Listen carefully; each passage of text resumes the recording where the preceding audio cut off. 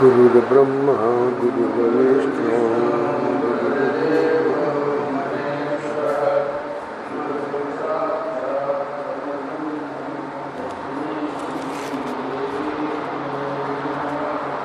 रामं रामानुजं सीतां भरतं भरतानुजं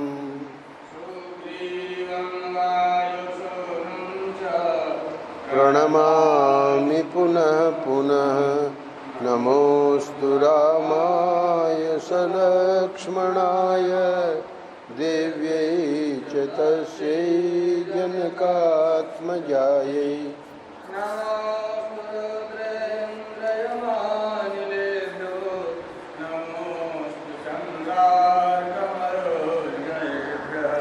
नारायण नारायण नारायण नारायण। श्रीमद् वाल्मीकि रामायण सुंदरकांड आज 64वां अध्याय, इसी में हम प्रवेश करेंगे। कल के प्रसंग में दधिमुख सुग्रीव के जो मामा थे, जिनको नियुक्त किया गया था मधुवन की रखवाली के लिए, तो उन्होंने सुग्रीव के पास आकर आकाश मार्ग से बताया कि इस प्रकार से घटना घटित हुई है, मधुवन को उजाड़ दिया गया है। हनुमान, अंगद, जामवान आदि। सुग्रीव जी समझ गए कि ये कार्य में सफलता प्राप्त किए बिना ऐसा नहीं कर सकते, तो कहा कि उनको शीघ्र हमारे पास भेजो। सुग्रीव के ऐसा कहने पर प्रसन्न चित्त वानर दधिमुख ने श्री राम, लक्ष्मण और सुग्रीव को प्रणाम किया। सुग्रीव तथा उन महाबली रघुवंशी बंधुओं को प्रणाम करके वे शूरवीर वानरों के साथ आकाश मार्ग से उड़ चले। जैसे पहले आए थे उतनी ही शीघ्रता से वे वहां जा पहुंचे और आकाश से पृथ्वी पर उतरकर उन्होंने उस मधुवन में प्रवेश किया। मधुवन में प्रविष्ट होकर उन्होंने देखा कि समस्त वानर युद्धपति जो पहले उद्दंड हो रहे थे, अब मद रहित हो गए हैं, उनका नशा उतर गया है। और ये मधु मिश्रित जल का मेहन, मेहन का संस्कृत शब्द है, मूत्रेंद्रिय द्वारा त्याग कर रहे हैं। वीर दधिमुख उनके पास गए और दोनों हाथों की अंजलि बांध अंगद से हर्षयुक्त मधुर वाणी में इस प्रकार बोले। अंगद युवराज हैं, ये भले उनके नाना हैं, फिर भी हे सौम्य, इन रक्षकों ने जो अज्ञानवश आपको रोका था, क्रोधपूर्वक आप लोगों को मधु पीने से मना किया था, इसके लिए आप अपने मन में क्रोध न करें। आप लोग दूर से थके मांदे आए हैं। अभी सुग्रीव ने क्या कहा राम लक्ष्मण को, ये दधिमुख को, उनका क्या अनुमान है सुग्रीव का, ये सब दधिमुख को नहीं पता है। बस इतना ही कहता है कि आप लोग दूर से थके मांदे आए हैं, अतः फल खाइए और मधु पीजिए, यह सब आपकी ही संपत्ति है। हे महाबली वीर, आप हमारे युवराज और इस वन के स्वामी हैं। हे कपिश्रेष्ठ, मैंने पहले मूर्खतावश जो रोष प्रकट किया था उसे आप क्षमा करें, क्योंकि पूर्व काल में जैसे आपके पिता वानरों के राजा थे, उसी प्रकार आप और सुग्रीव भी हैं। आप लोगों के सिवाय दूसरा कोई हमारा स्वामी नहीं है। हे निष्पाप युवराज, मैंने यहाँ से जाकर आपके चाचा सुग्रीव से इन सब वानरों के यहाँ पधारने का हाल कहा था। इन वानरों के साथ आपका आगमन सुनकर वे बहुत प्रसन्न हुए। इस वन के विध्वंस का समाचार सुनकर भी उन्हें रोष नहीं हुआ। आपके चाचा वानरराज सुग्रीव ने बड़े हर्ष के साथ मुझसे कहा है कि उन सबको शीघ्र यहाँ भेजो।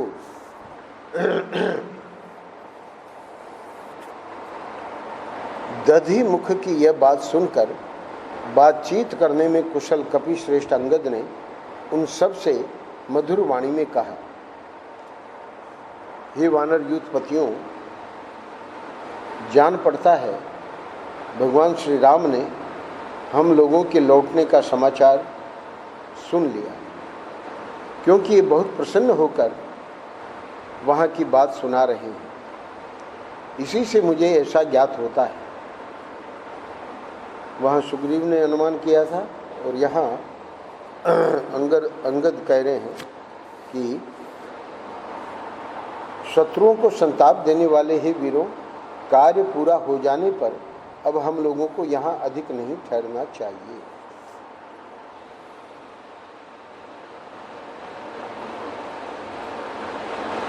तो लौटने का समाचार तो सुना ही दिया था।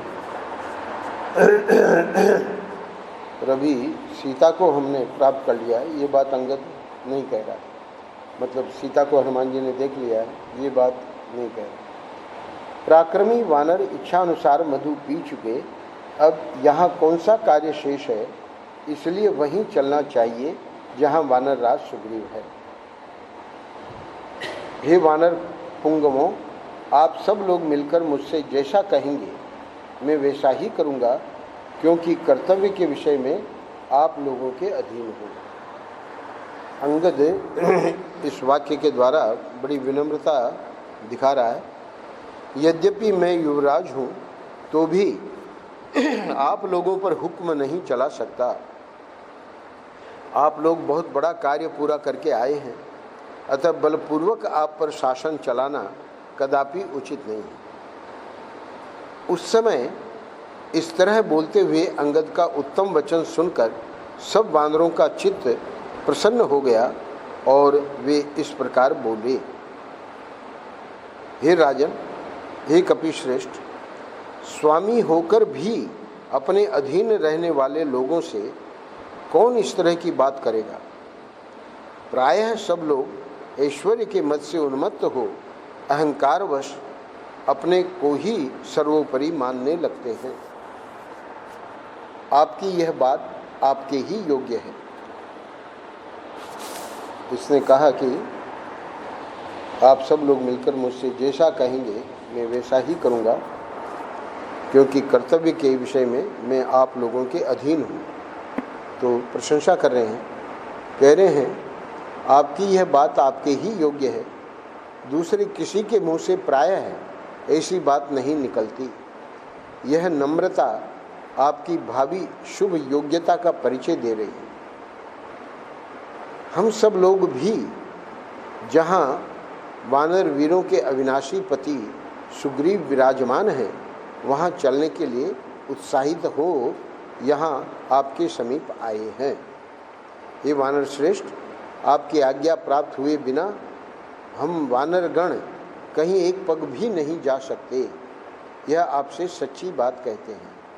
उसने जो कहा कि मैं बलपूर्वक आप पर शासन चलाना कदापि उचित नहीं समझता, तो ये कह रहे हैं कि आप आज्ञा देंगे तभी हम लोग अब यहाँ से चलेंगे। वे वानरगण जब ऐसी बातें कहने लगे तब अंगद बोले, बहुत अच्छा, अब हम लोग चलें। इतना कहकर वे महाबली वानर आकाश में उड़ चले। आगे आगे अंगद और उनके पीछे वे समस्त वानर यूथपति उड़ने लगे। वे आकाश को आच्छादित करके गुलेल से फेंके गए पत्थरों की भांति तीव्र गति से जा रहे थे। अंगद और वानर वीर हनुमान को आगे करके सभी वेगवान वानर सहसा आकाश में उछलकर वायु से उड़ाए गए बादलों की भांति बड़े जोर जोर से गर्जना करते हुए किष्किंधा के निकट जा पहुँचे। अंगद के निकट पहुँचते ही वानरराज सुग्रीव ने शोक संतप्त कमल नयन श्री राम से कहा। अंगद जी भगवान से कह रहे हैं, हे प्रभु, धैर्य धारण कीजिए, आपका कल्याण हो। सीता देवी का पता लग गया है, इसमें संशय नहीं है, क्योंकि कृतकार्य हुए बिना दिए हुए समय की अवधि को बिताकर ये वानर कदापि यहाँ नहीं आ सकते थे। इस वाक्य में बता रहे हैं कि जो 1 महीने की अवधि दी थी उन्होंने काफ़ी समय लगा दिया। तो सुग्रीव को अपनी प्रकृति पता है इसीलिए सब अंगद और ये सब डर रहे थे कि लौटना अब ठीक नहीं है। जब समुद्र लंघन के पहले हनुमान जी के संपाति ने जब तक नहीं बताया, तब तक इन लोगों ने यही निर्णय किया था कि हम आमरण अनशन कर देंगे, लौटेंगे नहीं। तो उसी के आधार पे ये कह रहा है। सीता देवी का पता लग गया, ये तो अभी किसी ने बताया नहीं सुग्रीव को, पर ये कारण बता रहा है, इसमें संशय नहीं है, क्योंकि कृतकार्य हुए बिना दिए हुए समय की अवधि को बिताकर ये वानर कदापि यहाँ नहीं आ सकते। भगवान राम को कह रहा है, हे शुभ दर्शन श्री राम, अंगद की अत्यंत प्रसन्नता से भी मुझे इसी बात की सूचना मिल रही है। यदि काम बिगाड़ दिया गया होता तो वानरों में श्रेष्ठ युवराज महाबाहु अंगद मेरे पास कदापि लौटकर नहीं आते। इतना कड़ा शासन था इसका, सुग्रीव का, ये जानता है। उसी के आधार पे बता रहे श्री राम जी को, और हर्ष तो है ही है अंगद को। यद्यपि कार्य सिद्ध न होने पर भी इस तरह लोगों का अपने घर लौटना देखा गया। अब दूसरी संभावना बता रहा है। तथापि उस दशा में अंगद के मुख पर उदासी छाई होती और उनके चित्त में घबराहट के कारण उथल पुथल मची होती। तो एक तो मधुवन को उजाड़ के आए हैं, दूसरा अब यहाँ पहुँच के भी कोई उदासी वगैरह नहीं दिख रही है, बल्कि प्रसन्न दिख रहे हैं। मेरे बाप दादों की इस मधुवन का, जिसकी पूर्वजों ने भी सदा रक्षा की है, कोई जनक किशोरी का दर्शन किए बिना विध्वंस नहीं कर सकता था। हे उत्तम व्रत का पालन करने वाले श्री राम, आपको पाकर माता कौशल्या उत्तम संतान की जननी हुई है। आप धैर्य धारण कीजिए, इसमें कोई संदेह नहीं कि देवी सीता का दर्शन हो गया। किसी और ने नहीं, हनुमान जी ने ही उनका दर्शन किया।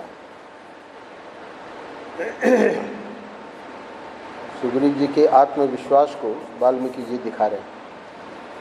मति मानो में, हे श्रेष्ठ रघुनंदन, इस कार्य को सिद्ध करने में हनुमान जी के सिवाय और कोई कारण बना हो ऐसा संभव नहीं है। वानर शिरोमणि हनुमान में ही कार्य सिद्धि की शक्ति और बुद्धि है। उन्हीं में उद्योग, पराक्रम और शास्त्र ज्ञान भी प्रतिष्ठित है। जिस दल के नेता जांबवान और महाबली अंगद हो तथा अधिष्ठाता हनुमान हो, उस दल को विपरीत परिणाम यानी कि असफलता मिले, यह संभव नहीं। यानी इतनी बातें श्री राम को हनुमान के आधार पर बता रहे हैं। हे अमित पराक्रमी श्री राम, अब आप चिंता न करें। ये वनवासी वानर जो इतने अहंकार में भरे हुए आ रहे हैं, कार्य सिद्ध हुए बिना इनका इस तरह आना संभव नहीं था। इनके मधु पीने और वन उजाड़ने में भी मुझे ऐसा ही प्रतीत होता है। अब इतना लंबा चौड़ा श्री राम जी को जब बताया, वे इस प्रकार कह ही रहे थे कि उन्हें आकाश में निकट से वानरों की किलकारियां सुनाई दी। हनुमान जी के पराक्रम पर गर्व करके किष्किंधा के पास आ गर्जना करने वाले वे वनवासी वानर मानो सिद्धि की सूचना दे रहे थे। उन वानरों का वह सिंहनाद सुनकर कपिश्रेष्ठ सुग्रीव का हृदय हर्ष से खिल उठा। उन्होंने अपनी पूंछ लंबी एवं ऊंची कर दी। इतने में ही श्री रामचंद्र जी के दर्शन की इच्छा से अंगद और वानर वीर हनुमान को आगे करके वे सब वानर वहां आ पहुंचे। वे अंगद आदि वीर आनंद और उत्साह से भरकर वानर राज सुग्रीव तथा रघुनाथ जी के समीप आकाश से नीचे उतरे। महाबाहु हनुमान ने श्री रघुनाथ जी के चरणों में मस्तक रखकर प्रणाम किया और उन्हें यह बताया कि देवी सीता पातिव्रत्य के कठोर नियमों का पालन करती हुई शरीर से सकुशल है। मैंने देवी सीता का दर्शन किया है। हनुमान जी के मुख से यह अमृत के समान मधुर वचन सुनकर लक्ष्मण सहित श्री राम को बड़ी प्रसन्नता हुई। पवन पुत्र हनुमान के विषय में सुग्रीव ने पहले से ही निश्चय कर लिया था कि उन्हीं के द्वारा कार्य सिद्ध हुआ है। इसलिए प्रसन्न हुए लक्ष्मण ने प्रीति युक्त सुग्रीव की ओर बड़े आदर से देखा। अंतिम श्लोक। शत्रु वीरों का संहार करने वाले श्री रघुनाथ जी ने परम प्रीति और महान सम्मान के साथ हनुमान जी की ओर देखा। अगले अध्याय में तदनंतर विचित्र काननों से सुशोभित प्रश्रवण पर्वत पर जाकर युवराज अंगद को आगे करके श्री राम, महाबली लक्ष्मण तथा सुग्रीव को मस्तक झुकाकर प्रणाम करने के अनंतर सब वानरों ने सीता का समाचार बताना आरंभ किया। यानी जैसे सुना था उन लोगों ने, सीता देवी क्या सुनाया? सीता देवी रावण के अंतःपुर में रोक रखी गई है। राक्षसियां उन्हें धमकाती रहती हैं। श्री राम के प्रति उनका अनन्य अनुराग है। रावण ने सीता के जीवित रहने के लिए केवल 2 मास की अवधि दे रखी है। इस समय विदेह कुमारी को कोई क्षति नहीं पहुंची है, वे सकुशल हैं। श्री रामचंद्र जी के निकट ये सब बातें बताकर वे वानर चुप हो गए। विदेह कुमारी के सकुशल होने का वृत्तांत सुनकर श्री राम ने आगे की बात पूछते हुए कहा, हे वानरों, देवी सीता कहाँ है? मेरे प्रति उनका कैसा भाव है? विदेह कुमारी के विषय में ये सारी बातें मुझसे कहो। श्री रामचंद्र जी का ये कथन सुनकर वे वानर श्री राम के निकट सीता के वृत्तांत को अच्छी तरह जानने वाले हनुमान जी को उत्तर देने के लिए प्रेरित करने लगे। उन वानरों की बात सुनकर पवनपुत्र हनुमान जी ने पहले देवी सीता के उद्देश्य से दक्षिण दिशा की ओर मस्तक झुकाकर प्रणाम किया। लंका दक्षिण दिशा की ओर है, तो प्रणाम करते हैं सीता जी को। फिर बातचीत की कला को जानने वाले उन वानर वीर ने सीता जी का दर्शन जिस प्रकार हुआ था वह सारा वृत्तांत कह सुनाया। ये वाक्य जो प्रयोग किया है वाल्मीकि जी ने यहाँ पर जामवान को जब सुनाया, वहाँ पर भी कह सकते थे, क्योंकि हम लोगों ने तो उसके पूर्व का सब जान ही रखा है।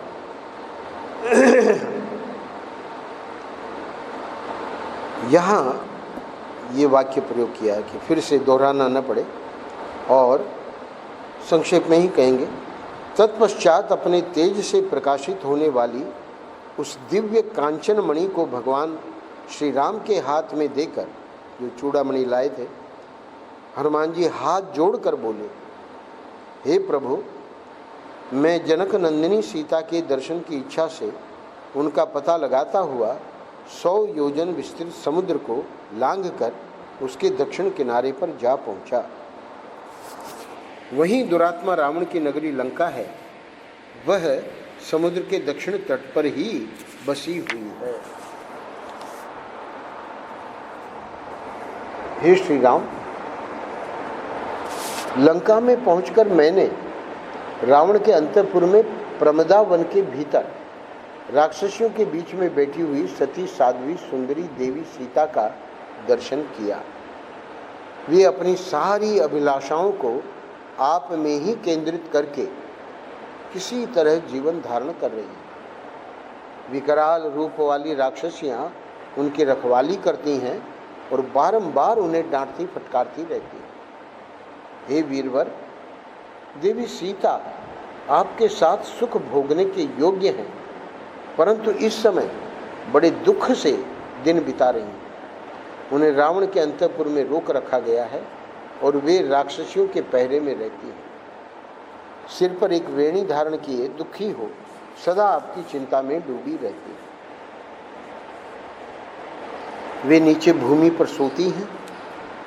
जैसे जाड़े के दिनों में पाला पड़ने के कारण कमलिनी सूख जाती है, उसी प्रकार उनके अंगों की कांति फीकी पड़ गई। रावण से उनका कोई प्रयोजन नहीं है। उन्होंने प्राण त्याग देने का निश्चय कर लिया है। हे श्री राम, उनका मन निरंतर आप में ही लगा रहता है।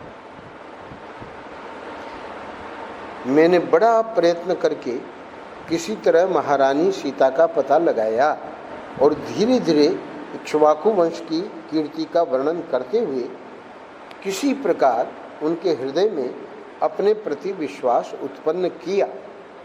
तत्पश्चात देवी से वार्तालाप करके मैंने यहाँ की सब बातें उन्हें बतलाई, यानी आपका संदेश उनको दिया।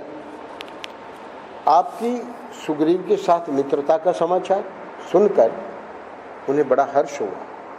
उनका उच्च कोटि का आचार विचार पातिव्रत्य सुदृढ़ है। वे सदा आप में ही भक्ति रखते हैं। हे पुरुषोत्तम, इस प्रकार जनक नंदिनी को मैंने अपनी भक्ति से प्रेरित होकर कठोर तपस्या करते देखा। इस प्रकार मैंने जनक नंदिनी को आपकी भक्ति से प्रेरित होकर कठोर तपस्या करते देखा। हे महामते, हे रघुनंदन, चित्रकूट में आपके पास देवी के रहते समय एक कौवे को लेकर जो घटना घटित हुई थी, उस वृत्तांत को उन्होंने पहचान के रूप में मुझसे कहा था।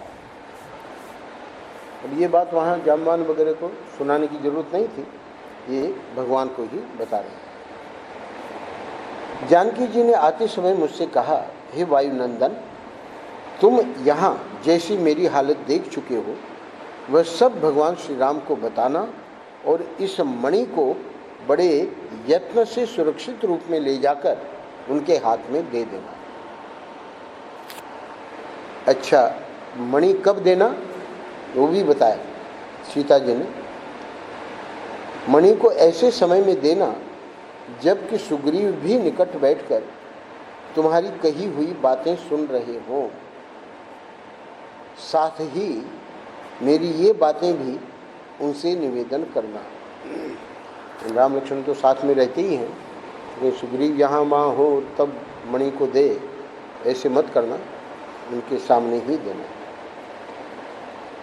और क्या निवेदन करना? कहना, हे प्रभु, आपकी दी हुई यह कांतिमती चूड़ामणि मैंने बड़े यत्न से सुरक्षित रखी थी। जल से प्रकट हुए इस दीप्तिमान रत्न को मैंने आपकी सेवा में लौटाया है। हे निष्पाप रघुनंदन, संकट के समय इसे देखकर मैं उसी प्रकार आनंदमग्न हो जाती थी जैसे आपके दर्शन से आनंदित होती हूँ। आपने मेरे ललाट में जो मेंसिल का तिलक लगाया था, इसको स्मरण कीजिए। ये बातें हनुमान जी कह रहे हैं, ये बातें जानकी जी ने कही थी। अच्छा, अब अंतिम 4 श्लोकों में इस अध्याय में 65वां अध्याय, उन्होंने यह भी कहा, हे दशरथ नंदन, मैं 1 मास और जीवन धारण करूंगी, उसके बाद राक्षसों के वश में पड़कर प्राण त्याग दूंगी, किसी तरह जीवित नहीं रह सकूंगी। अब यहाँ प्रश्न उठ सकता है कि 2 महीने का समय था, 1 महीना क्यों कह रही है? तो ये भी एक मनोविज्ञान है कि शीघ्र से शीघ्र वे आवें। इस प्रकार दुबले पतले शरीर वाली धर्मपरायणा सीता ने मुझे आपसे कहने के लिए यह संदेश दिया था। वे रावण के अंतःपुर में कैद हैं और भय के मारे आंख फाड़ फाड़ कर इधर उधर देखने वाली हरिणी के समान वे सशंक दृष्टि से सब ओर देखा करती हैं। हे रघुनंदन, यही वहाँ का वृत्तांत है। संक्षेप में सुना दिया, जो सब का सब मैंने आपकी सेवा में निवेदन कर दिया। अब सब प्रकार से समुद्र को पार करने का प्रयत्न कीजिए। राजकुमार श्री राम और लक्ष्मण को कुछ आश्वासन मिल गया, ऐसा जानकर तथा वह पहचान श्री रघुनाथ जी के हाथ में देकर वायुपुत्र हनुमान ने देवी सीता की कही हुई सारी बातें क्रमशः अपनी वाणी द्वारा पूर्ण रूप से कह सुनाई। अब ये 3 अध्याय हैं आखिरी।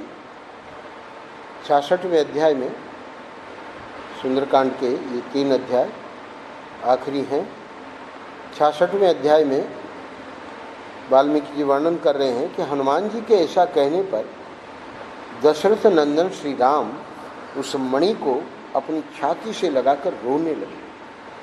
साथ ही लक्ष्मण भी रो पड़े। भगवान को रोता हुआ देख के लक्ष्मण को भी रोना आ गया।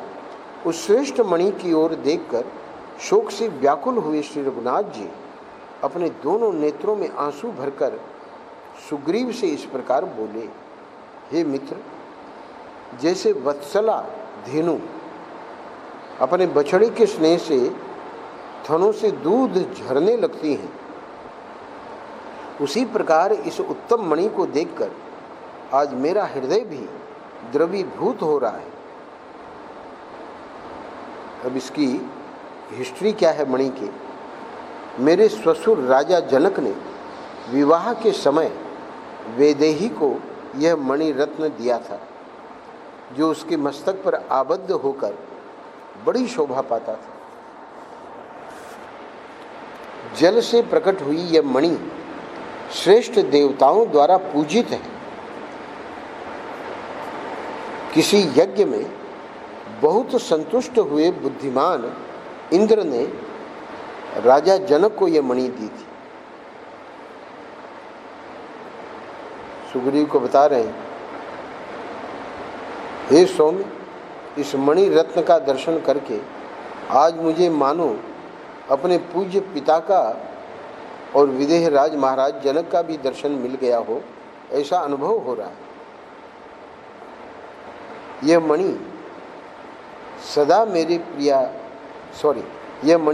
मेरी प्रिया सीता के सीमंत पर शोभा पाती थी। आज इसे देखकर ऐसा जान पड़ता है मानो सीता ही मुझे मिल गई।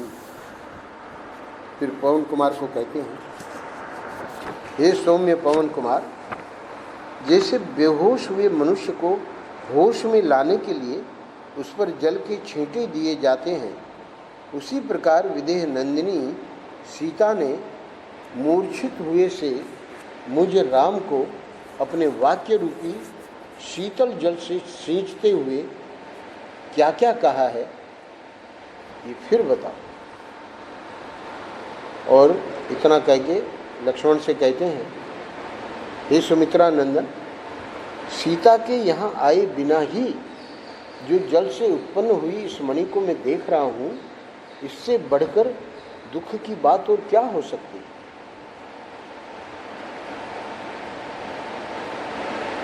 यानी हमको अब सीता जी को शीघ्र ही लाना चाहिए।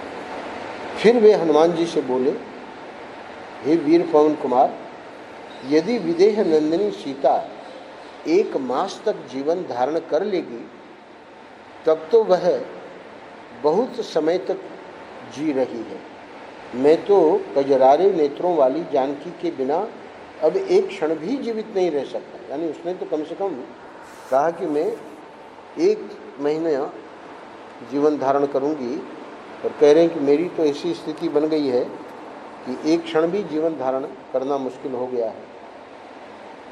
तुमने जहाँ मेरी प्रिया को देखा है उसी देश में मुझे भी ले चलो। उसका समाचार पाकर अब मैं एक क्षण भी यहाँ नहीं रुक सकता। हाय, मेरी सती साध्वी सुमध्यमा सीता बड़ी भीरू है। वह उन घोर रूपधारी भयंकर राक्षसों के बीच में कैसे रहती होंगी। निश्चय ही अंधकार से मुक्त किंतु बादलों से ढके हुए शरतकालीन चंद्रमा के समान सीता का मुख इस समय शोभा नहीं पा रहा होगा। ये 66वां श्लोक छोटा है, 2 श्लोक और हैं, इसको पूरा करके आज विराम देते हैं। हे हनुमान, मुझे ठीक ठीक बताओ सीता ने क्या क्या कहा है।